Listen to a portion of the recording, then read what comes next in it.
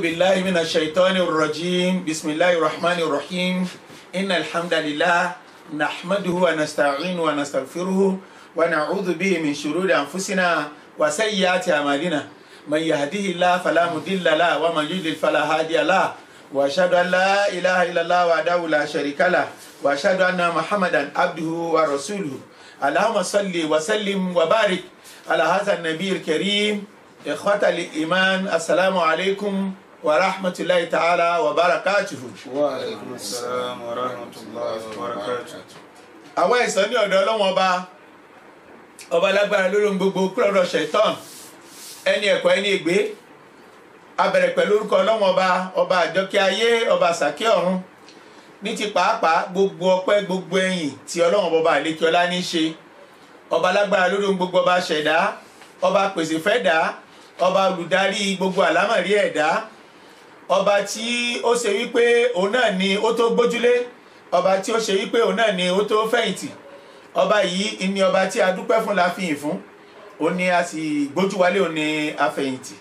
kí Ọlọ́run ọba wà lékè ọlá kó bá rọ̀jò ìkẹ́ ìjẹ́ rẹ̀ kó bá rọ̀jò rẹ̀ fún ànábì wa Muhammad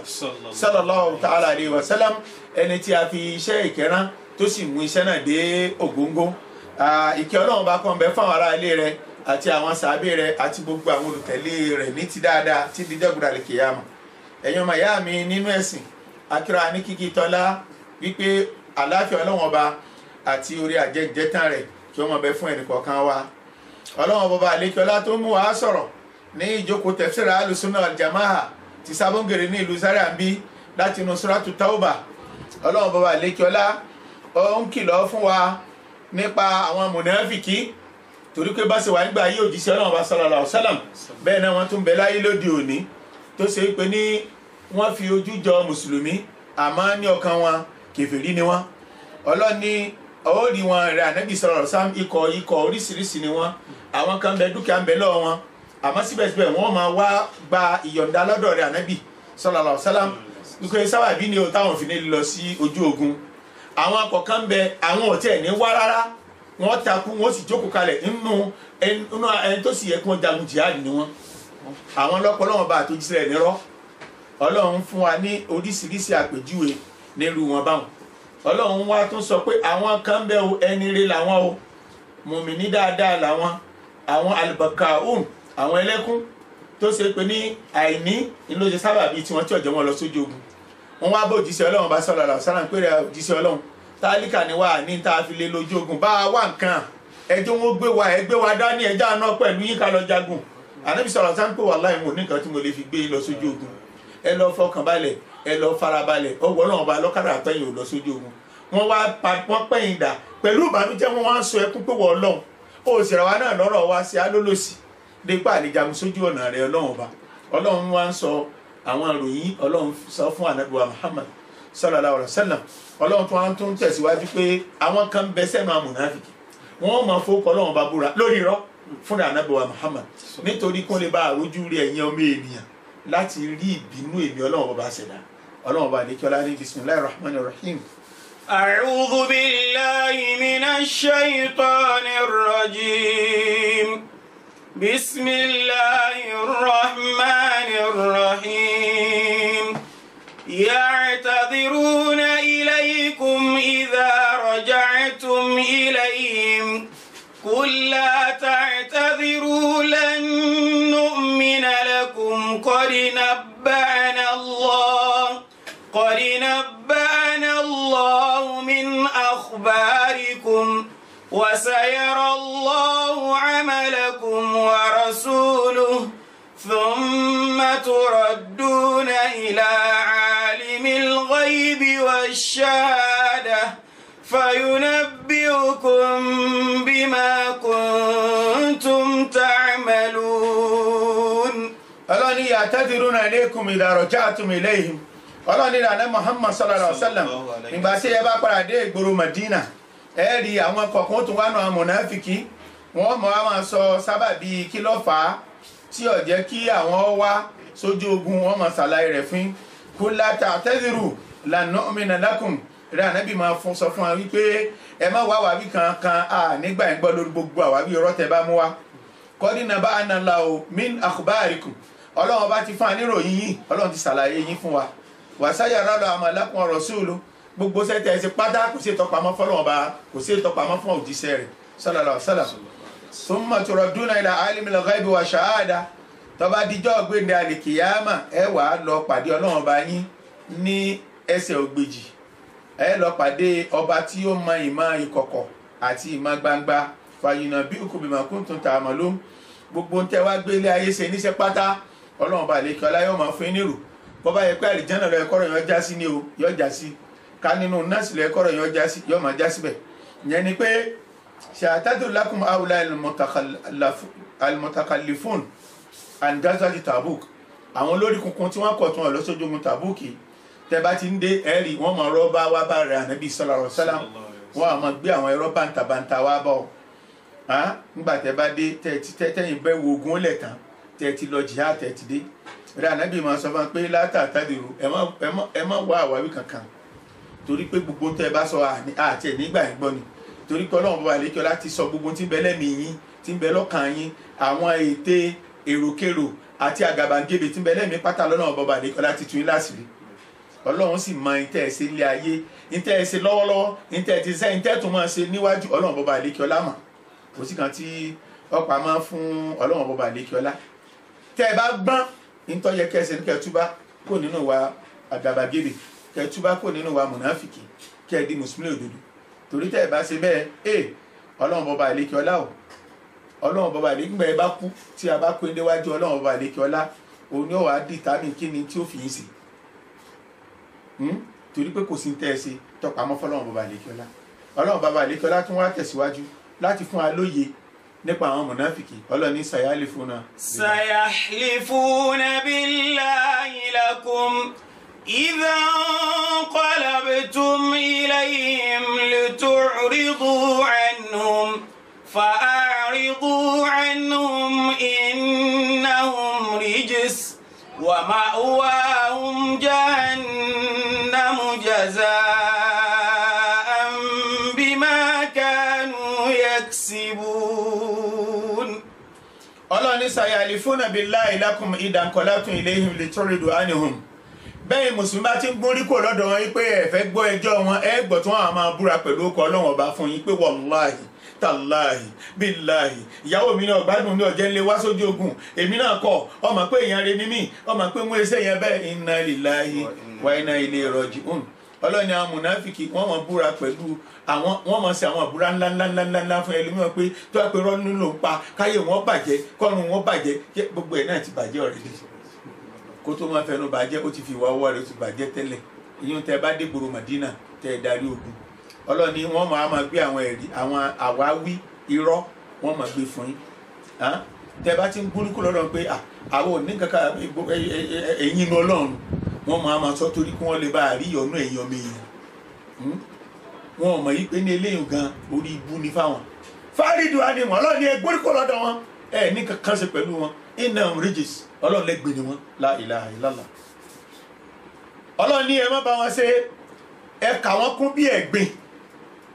ẹ̀gbin ni wọ́n nítorí pé ní in tí ń bẹ lẹ́mìí wọn ò dáa rárá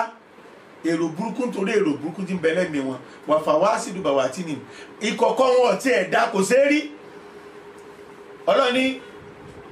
wà máa wá ohun jahannam ọlọ́run ní ibùsọ̀rí padà sí wọn nínú náà níjọba al-qiyama la ilaha illallah jasan bima kanu yaksibun ẹ̀san wọn nìyẹn lórí iṣẹ́ ibi tí wọ́n ṣe ilé ayé Allah akbar káwọn yòókù kó jíṣẹ́ ọlọ́run bá gbé ká sì fi islam hàn kó wá jẹ́ pé inú náà lọ̀rọ̀ wọn jà sí jọ́gbìn àlùkìyámà ẹ̀rí pé ẹni tó ṣòfò jùlọ nìyẹn ọlọ́run dákún wọn sí alẹ́ ní òfin ọlọ́run ní. yahlifuna lakum litardaw anhum فإن ترضوا عنهم فإن الله لا يرضى عن القوم الفاسقين. gbogbo àwọn tá a ṣe takhalufu lọ́dún yìí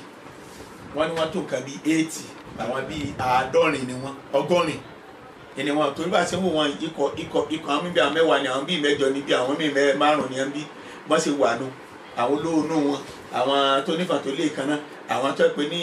wọ́n ti ẹ̀pọ̀ lọ́wọ́ àtúntìṣe rẹ̀ ní irọ́ tí wọ́n ti ẹ̀ dìde gan àwọn tó pé ní wọ́n lọ parọ́ àwọn kan sì bẹ tó pé ní lóòótọ́ ni wọ́n lọ sọ fún Ànábì sallallahu alaihi wasallam wípé ní èmi ń tèmi wàláhì procrastination èyí ṣe lónìí ń ṣe lọ́la èyí ló kó bá mi èyí bá yín lójú ogun èyí bá yín lójú ọ̀nà lọ́la èyí bá yín lọ́tọ̀ọ̀la èyí bá yín lọ́la èyí bá yín lọ́tọ̀ọ̀la èyí bá yín lọ́la bí ìsìn wá mánu kò sí ìdáwàbí kankan tí wọ́n jẹ́ fún ìṣẹ́ sallallahu alaihi wasallam ọlọ́ni ya'lifuna lakum wọ́n máa búra fún yín lè yardaw anhum kẹ́ lè bá yọ́nú sí wọn fa in tardaw anhum fa inna Allaha la yarda anil qawmil fasiqin bí wà Nábì sallallahu alaihi wasallam bá jọ́nú sí wọn èmi Ọlọ́run bọ́ba àdékẹ́ Ọlọ́run ní jọ́sìn sí láì àti láì àti láì ẹ̀rí pé wọ́n tẹ́rí gba ìbínú Ọlọ́run bọ́ba àdékẹ́ ọlá wọ́n tẹ́rí gba ìbínú Ọlọ́run ọba wọ́n sì wà tí ọ̀dà títí wọn mọ Ọlọ́run bọ́ba àdékẹ́ ọlá bínú sùn fakaifa yakununa mu'minin bó náà ṣe fẹ́ jẹ́ mu'minin wọ́n bí asàrú ní sábà lè mà kú àwọn tó pe ní wọ́n ń ṣèròyìn wọ́n ń ròyìn wọ́n ń wá ìyọ́nú ọmọ èèyàn wọn ò wá ìyọ́nú Ọlọ́run bọ́ba ṣẹ̀dá àwọn tí wọ́n ń wá kí ọmọ èèyàn ó ṣèdájọ́ wọn tí wọn mọ̀ pọ́lọ́run bọ́ba àdékẹ́ ọlá ló sì dájọ́ wọn jọ̀gbọ̀dà àdékẹ́ wọn wàrídọ̀ náà ṣe àánú láyà fáwọn Ọlọ́run bọ́ba àdékẹ́ ọlá ní ìyọ́nú ẹ̀yẹ èèyàn fún wọn kò lè sí wọn láǹfààní wala yufidu min Allahi shay'an kò tún kankan lọ́dọ̀ Ọlọ́run ọba torí pé kò sàǹfààní kan fún wọn yẹn ni pé kò kó wọn kó nínú ìyà Ọlọ́run ọba Ọlọ́run ọba lè kíra ní al-a'rabu ashaddu kufran. al-a'rabu ashaddu kufran wa nifaqan wa ajdaru an la ya'lamu hudud ma anzala Allah alla ya'lamu hudud ma anzala Allah ala rasulih wallahu alimun hakim. Ọlọ́run ní al-a'rabu ashaddu kufran wa nifaqan wa ajdaru alla ya'lamu hududa ma anzala Allahu ala rasulih wallahu alimun hakim. Al-a'rabu tabapẹ ní àrọ̀bíyù lárúbáwò kò ní jẹ́bẹ̀ torí pé nígbà yóò jíṣẹ́ Ọlọ́run bá sallallahu ta'ala alayhi wa sallam àwọn lárúbáwá albawadi àwọn al-a'rabiyyu albawadi tí wọ́n pè ní wọ́n ń gbé ní oko tí wọ́n pè nínú oko làwọn ń gbé wọn ò sí láàrin ìlú àwọn pọ̀ wọ́n fẹ́ tó 80% náà àwọn sedentary arab àwọn tó pè ní wọ́n ń gbé nílùú pọ̀ ju 20% náà gbàdá àmọ́ nísìn àwọn lábá tí wọ́n ń gbé oko nísìn àwọn atẹ́gbẹ́ lu oko ń bẹ ò bẹ́t àwọn lárúbáwá tó pè ní wọ́n ń da màálù káàkiri wọn àsì mọ́ tàbí tá ń da ràkúnmí kiri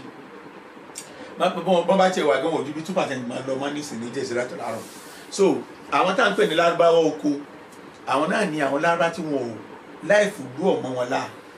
inú agijù ibẹ̀ nínú gbẹ́ òní wọ́n gbé jẹ́bà náà sì mọ̀ wípé gbogbo ẹni bá gbé oko ìmọ̀ ìgàbá wà máa ń bẹ fún ọdẹ wọ́n máa ń fẹ́ gọ̀ díẹ̀ gígọ̀ díẹ̀ kọ́ ìṣesí wọn ṣe déédéé aráàlú jẹ́bà náà sì mọ̀ àwọn lárúbá máa sọ pé máa ń bàdá jàfá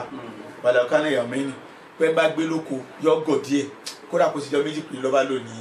oko so ìṣesí àwọn lárúbá oko yẹn ó yàtọ̀ sí ìṣesí aráàlú ṣé kíkan lọ́wọ́ sí gbòòrò Mẹ̀dínà tó sì tó ti ọlọ́ba tó sì bọ́ sí kọ́nà ní mọ́tà tó sì ń tọ̀ ṣe àwọn pé yóò jọ yẹn lẹ́nu pé Ànábì sallallahu alaihi wasallam ti mọ irú yẹn ti ṣe bí bàtà bá ń fa Fúlàní ṣe èyẹ láyé ìdílé náà ni àwọn mọ́dìbò tẹ́ ń pè mọ́dìbò tẹ́ mi ṣe èyẹ torí pé ìṣesí wọn ó yàtọ̀ sí ìṣesí àwọn tó ń gbé ní àárín ìlú Ọlọ́run wọn ní al-a'rabu ashaddu kufran wa nifaqa Ọlọ́run ní àwọn lárúbá oko yẹn tán gbé ní láwọn oko Mẹdínà àwọn àlejò yẹn tó bí 5-6 tó pé ní wọ́n yí gbòòrò Mẹdínà ká Ọlọ́ni ashaddu kufran wa nifaqa àwọn ni wá kèfèrí wọn gbópọn jù àti ìwà gàbàgebè wọn ìyẹn ni pé torí pé ọ̀pọ̀lọpọ̀ wọn ọ̀dẹ̀ pọ̀ nù wọn yìí ni pé wọ́n ponú díẹ̀ ìyẹn nìkan kọ́ wọ́n tún wá àìmọ̀kan bẹ láàrin wọn wakilatul fahm wọn ò lágbọ̀ọ́yé ya'ishuna kal awbas la ya'rifuna ma'rufa wa la yunkiruna munkara bí Fúlàní ayé òde òní náà ni àwọn ẹ̀ka tẹ́ mọ̀ pé tẹ́ bá rí nǹkan tí ọ̀dà wọn ò mọ̀ láì dá tẹ́ bá rí wọn ò mọ̀ tọ́da wọn ò mọ̀ yàtọ̀ láàrin tọ́da àti tí ọ̀dà fún àpèjúwe wọn ní Fúlàní kan jò ní ọwọ́ sáàrin ìlú ó fẹ́ ra ẹran ó dé lu ọmọ lúùlù tó ń ṣe báyà mùsùlùmí gbé báńkì fìrí ọba lóun fẹ́ rẹ ẹran ń bọ orí ẹran lọ́ba lọ rẹ ẹran àṣé ẹran ẹlẹ́dẹ̀ ni náà bá tẹran fún un gbàtẹ́ tẹran fún lọ́ba gbé lọ ilé ń gbogbo ilé náà bá ní ẹran ẹlẹ́dẹ̀ lè tọ́ ọ̀rà yìí ó parí o kò ṣe méní kò ṣe méjì bó ṣe mú ìdà wá nù ó dé lu báyìí tí ó rí ẹni tó tẹran fún báyìí ọkàn ju àdá sí lọ́rùn tó ẹni pé ntọ́sẹ̀lẹ̀ wọn kò tí ì lè tó reaction rẹ̀ so ìṣesí àwọn lárúbáwò oko yẹn nìyẹn Ọlọ́run ní àrọ́bà aṣáájú kúfúrà ní fàákà ẹ ìwà kẹfìrí wọn gbókan àgàbàgebè wọn ó sì pọ̀jù ti àwọn aráàlú gan lọ nítorí pé wọ́n gọ̀díẹ̀ àti ẹ̀mí wọn tó le koko àti wàkílátù mọ̀kàlátọ̀ tí lè alẹ́ ìmánì wàsàlà ìyẹn nìkan kọ́ wọn ò gbé pẹ̀lú àwọn mùsùlùmí dáadáa ìmí tó bá gba Islam báyìí tó para lọ sóko kò lè gbàgbọ́ yé ẹ̀sìn torí pé ó yẹ kó gbé gbòòrò Mẹdínà kó wò sí sí àwọn sàábé kó kẹ́kọ̀ọ́ dáadáa irú ẹni tó wáyé náà mùsùlùmí lòun náà ó sì wọ mọ́sáàsì ó kí òjíṣẹ́ náà bá ó sì lọ ń tọ̀ sí ẹgbẹ́ kan nù mọ́sáàsì ìgbà tí Ànábì sọ táwọn sàábé fẹ́ kó bòǹbòtì Ànábì náà fi ilẹ̀ olùrọ̀ fún àwọn èèyàn lásẹ̀yìn mùsùlùmí ó ti tó fi kẹ́ wá omi péèlì kan kẹ́ dá sí ìtọ̀ rẹ̀ yẹn nígbà wọn tún da omi péèlì kan sí ìtọ̀ rẹ̀ kí ló wí ó ní kọ́lọ́wọ́ kẹ́ Ànábì nìkan àtẹ̀mí àti Ànábì nìkan kọ́lọ́wọ́ kẹ́ ẹ wò ṣe sí wọn torí pé wọn ò mísì pẹ̀lú àwọn aráàlú kò jẹ́ kí mánì orin lè lẹ́mìí wọn àti wà dáadáa so àwọn ẹlẹ́pẹ́ ní wọn ò mọ nǹkan kan nípa Al-Qur'an tọ́lọ́wọ́n bàbá àlèkè ọlásọ̀kalẹ̀ fòjíṣẹ́ rẹ̀ wọn ò mọ fi ṣẹ̀rí àwọn ọmọ dájọ́ Ọlọ́run ọba tọ́lọ́wọ́n bàbá àlè ọ̀kẹ́lá tọ́sọ̀kalẹ̀ fún Ànábì sallallahu alaihi wasallam Ọlọ́run ní ala ya'lamu hududa ma anzalallahu ala rasuli wọn ò mọ ìdájọ́ tọ́lọ́wọ́n bàbá àlèkè ọlá tọ́lọ́wọ́n ọba tọ́sọ̀kalẹ̀ ìdí inú tó jẹ́ pé ní ahọ́n àwọn lè kankan pẹ̀lú wà kẹfìrí tí wọn ló sì le jù náà mùnáfíkí gbogbo Ọlọ́run bá ní gbogbo wa wọn pátá báyìí ṣẹ̀dá wọn náà Ọlọ́run bá lọ́mọ ìwà wọn Ọlọ́run lọ́mọ Ọlọ́run bá lọ́bọ ọ̀jọ̀gbọ́n nípa àṣẹ rẹ̀ tó ṣe àfa wa tètè sàdárin pé lábẹ́ àkúrúta àlàárọ̀bù nínú àwọn kọ́lá àlàárọ̀bù ẹni tọ́lọ́run sọ láàrin èkó sí pé lábá lọ́lọ́run bá wí o àlàárọ̀bù yàtọ̀ bẹ́ẹ̀ láàrin arọ́b wà àrọ́b arọ́b ọ̀nà ni àwọn lárúbá tó pe ní wọ́n sẹ́tù sáwọn ìlú ńláńláńláńlá àrọ́bù ní làwọn tí wọ́n ń gbé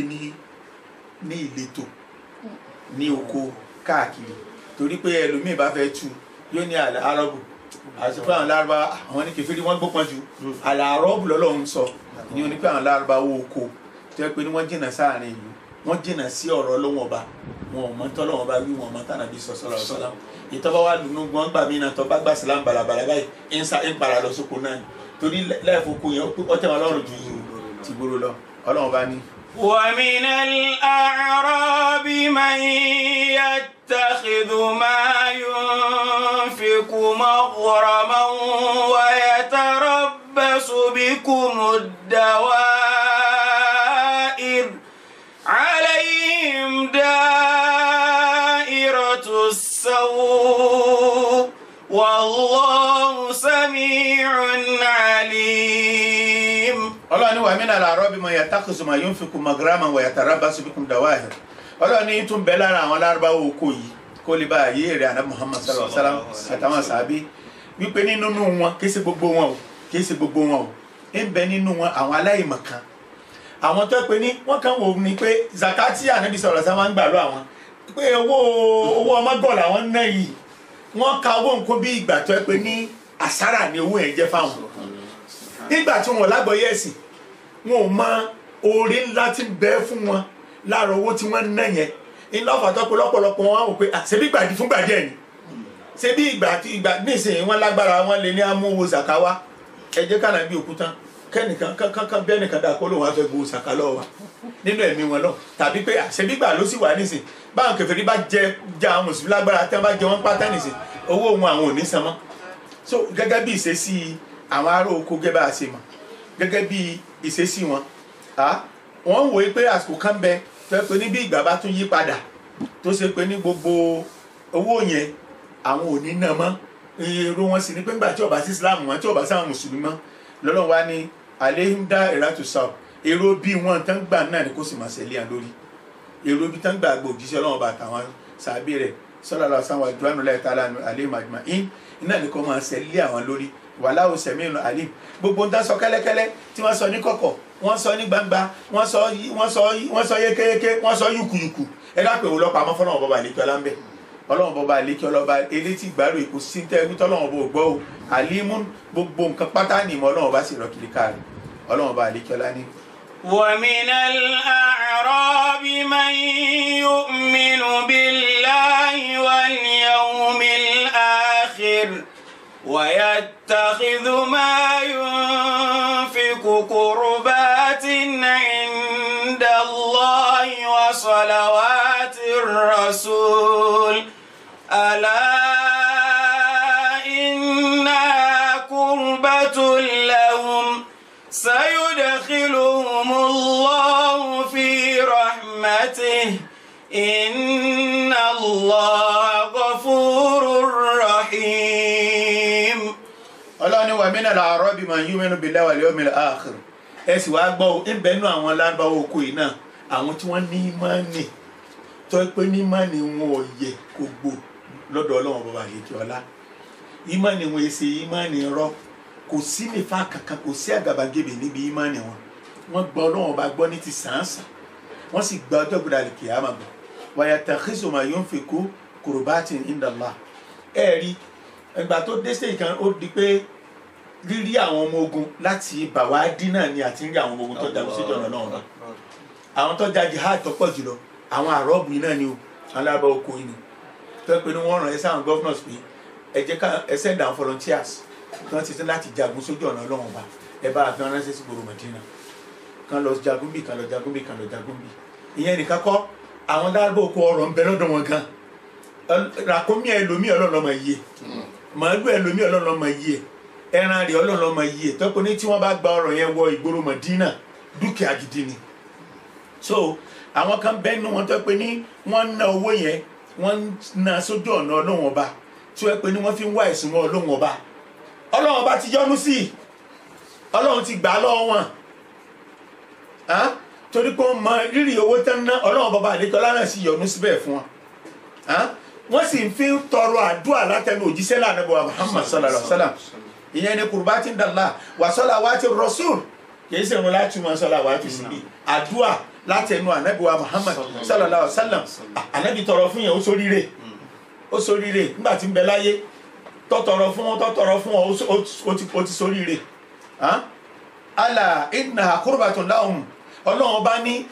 dúkìá wọn tí wọ́n ná sójú ọ̀nà Ọlọ́run bá tán fi wá ẹ̀sìn wọn Ọlọ́run bá àwọn Ọlọ́run bá ti gbà á ní ìsúnmọ́ àti kó wọn mọ́ra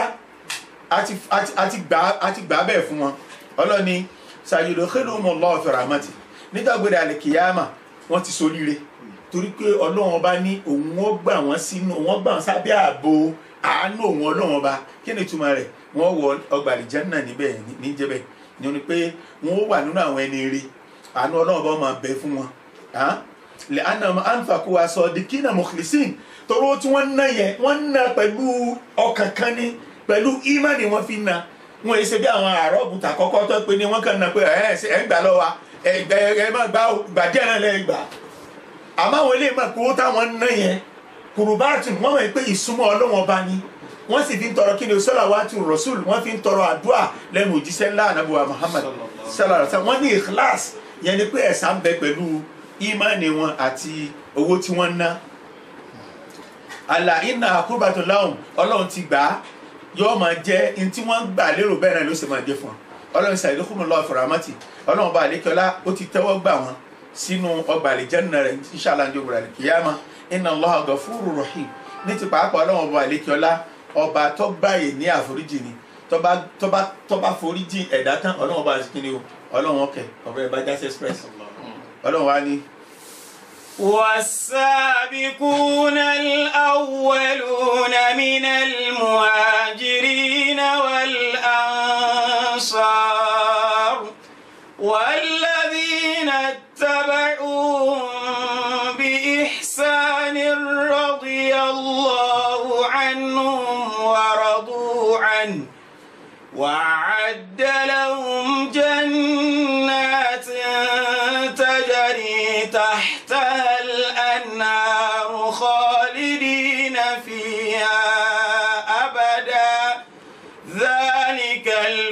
الفوز العظيم. Ọlọ́run ní ẹ máa kólúkù ọmọ wọn ara rẹ̀ ìpele náà lẹ wà gẹ́gẹ́ bí mùsùlùmí. Ọlọ́run ní àwọn ẹni àkọ́kọ́ wasabiquna al-awwalun, àwọn ẹni àkọ́kọ́ tí wọ́n gba fọ́ọ̀sì, ìyẹn ní pé àwọn ẹni àkọ́kọ́ tán jẹ́ ní ìṣáájú, àwọn ẹni àkọ́kọ́ gba Islam nìyẹn. Àwọn òpìtàn wọ́n sọ àwọn kan ní Khadija olẹ́ni àkọ́kọ́ gba Islam lọ́dọ̀ Ànábì sallallahu alaihi wasallam, àwọn kan ní Aliyu ni radiyallahu ta'ala anhu tọrọmọdún mẹ́rin aláàlígbà tó ti gba Islam, àwọn kan ní Zaid bin Harith ni èyí ọmọ ọ̀dọ̀ òjíṣẹ́ náà bá sallallahu ta'ala alaihi wa alihi wasallam, àwọn kan ní rárá Abubakar bin Abi Kuhafa radiyallahu ta'ala anhu wọ́n lò ní ẹni àkọ́kọ́. Àáfàá kan lọ́wọ́ àyànjú ẹ̀ ó ní inú àwọn obìnrin Khadija lẹ́ni àkọ́kọ́, nínú àwọn ọ̀dọ́ Ali ni, nínú àwọn ẹrú Zaidu ni, nínú àwọn àgbàlagbà Abubakar ni. Ẹ wá rí Abubakar fún rẹ̀ àwọn tọ́kọ́ wà ní first class nù. Abubakar fún rẹ̀ ó wá pèpè torí pé olówó ni, ẹni yìí ni, ẹni àpọ́nlé ni nígboro Mọ́kà. Àwọn èèyàn bíi rẹ̀ náà ó pè wọ́n. Nínú àwọn tó gba ìfà lọ́wọ́ rẹ̀ òun náà ni Usman bin Affan wà, inú wọn ni Abdurrahman bin Auf wà, inú wọn ni Azubair bin Awam wà, inú wọn náà ni Ubaydullah bin Talha bin Ubaydullah ibẹ̀ náà ni inú wọn ni wọ́n wà láwọn àgbààgbà tó yẹ pé ní àwọn àgbààgbà àwọn tọ́lọ́ bọba lẹ́kọ̀ọ́lá ń pè ní sabiquna al-awwaluna nìyẹn. Kó tó wá kan àwọn wo àwọn Yakuba yìí tí wọ́n pè ní àwọn náà tó wá gba Islam ní ìgboro Maka. Àwọn taba máàjì wọn pẹ̀lú àwọn asábìkúnà pẹ̀lú àwọn àwàlúnà yẹn, gbogbo wọn máa jẹ́ kí ni o muhajirun, gbogbo wọn tí wọ́n á ṣe ìjírá láti Madina láti Maka ni àti àwọn agbègbè rẹ̀ tí wọ́n ṣe ìjírá lọ sí ìlú Madina. Nínú àwọn ansari àwọn àwàlúnà sàbìkúnà àwàlúnà ansari àwọn tí wọ́n kọ́kọ́ ṣe bai'atul uquba àkọ́kọ́ pẹ̀lú ìṣẹ̀lẹ̀ ọba sọ̀rọ̀ sọ̀rọ̀ àwọn mẹ́fà ní àwọn tó kọ́kọ́ ṣe. Lẹ́yìn ìgbà náà ìgbà tí wọ́n tún para lọ́dún ẹlẹ́ẹ̀kejì wọ́n lé méjì tàbí mọ́kàn tàbí mẹ́tàléní àádọ́rin either 71 72 73 wọ́n náà bẹ̀rẹ̀ bí méjì mẹ́ta ń bẹ nù wọn tẹ́pẹ́ ni wọ́n á sì báyà fún òjíṣẹ́ ńlá Ànábì wa Muhammad. Àwọn awàlúnà sàbíkúnà láwàlúnà nínú àwọn ànsárì nìyẹn. Àwọn tó tẹ̀lé wọn nílò àwọn tó gba Islam lọ́wọ́ Mus'ab ọmọ mẹ́rin tí Ànábì rán gẹ́gẹ́ bí ambassador pé lọ́ máa ṣiṣẹ́ lẹ̀ káwọ́ tó dé. Àwọn tí wọ́n wà ní first class nínú àwọn ànsárì nìyẹn. Kó tó wá kàn àwọn tó gba Islam gbà tí Ànábì sallallahu alaihi wasallam tọwọ́ ìgboro Madina. Àwọn wọ̀nyí àwọn tó sá tó gbẹ́sìn sá àtàwọn tí wọ́n gbà wọ́n lálejò àwọn lé ní àkọ́kọ́ wọn ò sí rọ́dànù. Wa hum alul Madina al-Munawwara wa nalu qasba sabaki falala jihaduhum lamma kana hunaka izzun wa intisarun li dawati Islam. Tí àwọn ànsárì ọba gbà wọn táwọn muhajirun náà bá gbẹ́sìn sá wá bá wọn ànsárì táwọn ànsárì náà tẹ́wọ́ gbà wọn ẹ dákun bóòlù ẹ̀sìn Islam ṣe lè wà di àsìkò tá a wà pẹ̀lú gbogbo ètò àwọn kèfèrí láti paná Islam pátápátá. Ọlọ́run ní àwọn wọ̀nyí o àwọn ẹni ìṣáájú yẹn ẹnìkan tí ẹ má kọjá kọ́ má tayọ àlà ẹ má fẹnu àlébù kan wọn waladina taba'uhum bi ihsan lẹ́gbàá lọ́sẹ̀ wá kàn wọ́n tó tẹ̀lé wọn pẹ̀lú dáadáa alladina taba'uhum bi ihsan so tábìù bí wọn náà ṣe tún wọn lọ tí wọn lọ táwọn ẹ̀kọ́ waladina taba'uhum bi ihsan ila yawmil qiyamah tí ìdíjọ́ gbèrè àlìkìyàmà radiyallahu anhu wa radu anhu Ọlọ́run bá ti yọ́nú sí wọn ti rí ọ̀nà Ọlọ́run bá gbà. Àmọ́ wọ tábìì tó bá jẹ́ tábìì condition wà lórí iṣẹ́ tiẹ̀ tó fi ṣe kí ni o tó fi lè pẹ̀lú wọn. Wa'ada Allahum jannatin tajri tahtaha al-anhar Ọlọ́run bá balẹ̀ kí ọlá ti pèsè àlìjẹ́nnà tí àwọn akérèmọdò ń sàn ní abẹ́ wọn Ọlọ́run bá ti pèsè rẹ̀ lẹ́ẹ̀fọ́n tó gbèrè àlìkìyàmà khalidina fiha abada wọ́n mọ̀ gbé náà àlìjẹ́nnà ẹgbẹ́rẹ́ ní Ọlọ́run sàwánà nù dhalikal fawzul azim. Ọlọ́run ní ilé ní ìrìnjẹ tó ṣe kí ni o èyí tó gan tí ọ èyí tó ga jùlọ Ọlọ́run dákun sí àwa náà lọ́mọ àlìjẹ́nnà Ọlọ́run dákun sí àwa náà lọ́mọ àlìjẹ́nnà Ọlọ́run dákun sí pẹ̀lú wọn jari Islam Ọlọ́run jari mudili alama ja'alna min alladhina yastami'una al-qawla wa yattabi'una ahsana fasubhanaka allahumma wa bihamdika la ilaha illa anta astaghfiruka wa atubu ilayk sallallahu alaihi wa sallam.